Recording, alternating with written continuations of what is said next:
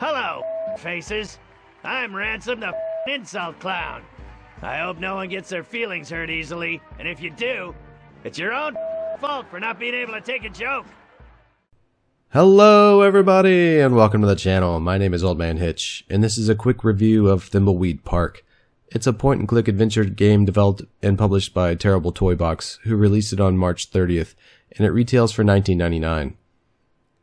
If you have fond memories of games like Maniac Mansion or Monkey Island, you're going to love Thimbleweed Park, because it was created by the same two guys, Ron Gilbert and Gary Winnick, who made Maniac Mansion and Monkey Island, and it's considered a spiritual successor to both. The team had a very successful Kickstarter and crowdfunding effort in 2014 where they were able to clear well over $500,000 when they were only asking for $375,000. So as you can tell, there was quite a bit of anticipation and excitement over this title.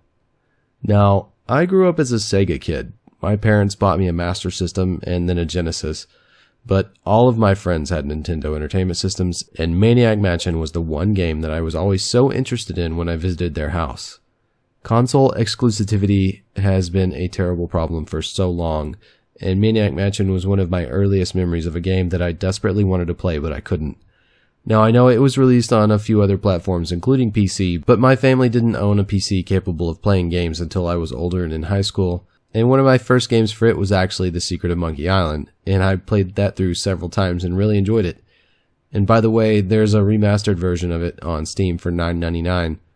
I can't vouch for how it runs, but based on the reviews, I'd say it's a safe bet that it works just fine. So for those of you who don't know what I'm talking about, this genre is side-scrolling point-and-click adventure games.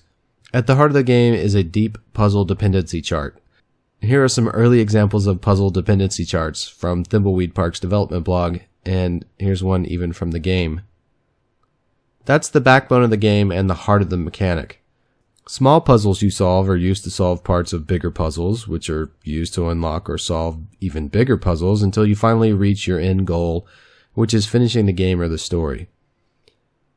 Surrounding that backbone is layer upon layer of charm and humor, mystery and intrigue. And you start off with two characters to control independently, but you'll gain more characters as you unlock more areas and parts of the story. Characters include, but are not limited to, an insult comic clown, a ghost, and a game developer. They effectively use flashbacks to fill in parts of the plot and give you a bit of foreshadowing on where you might need to look for puzzles to solve and characters that you might get later. There are tons of running jokes like this one where a main character is a total disgrace to her family because she became a game developer instead of taking over the family pillow factory. You tell people I'm a drug addict? Better they think that than know you chose to make those mind-corrupting murder simulators for a living. For the last time, Lenore, I don't make murder simulators. Oh, sure you don't, sweetie. Ugh. You know what? I don't care. Tell them whatever you like, you grody poser. But this makes us even for the time I used your homecoming crown as a conductor in my homemade generator. The characters are very self-aware, and they break the fourth wall all the time, which adds to the comedy. The plot starts off with an X-Files CSI feel, as the two initial characters that you control are detectives from out of town, who meet for the first time at a murder scene outside of a rundown, mostly abandoned Thimbleweed Park. They both hint to you that they have ulterior motives for being there, and the crime scene investigation is just their cover. I've played close to 13 hours so far, and I must be taking my time because I believe the average time to beat is somewhere in the neighborhood of 11 to 16 hours, and I don't get a sense that I'm really that close to being done. I'm just really enjoying a lot of the dialogue choices, and I haven't used any hints or walkthroughs, so that could be my problem. I'm trying only to show and talk about things from very early in the game or things that you might see in a trailer anyway, because I obviously don't want to ruin anything for you. The gameplay consists of interacting with a person, place, or thing somewhere in the environment using one of the commands that you see there in the bottom left, like open, close, give, pick up, look at, talk to, push, pull, or use.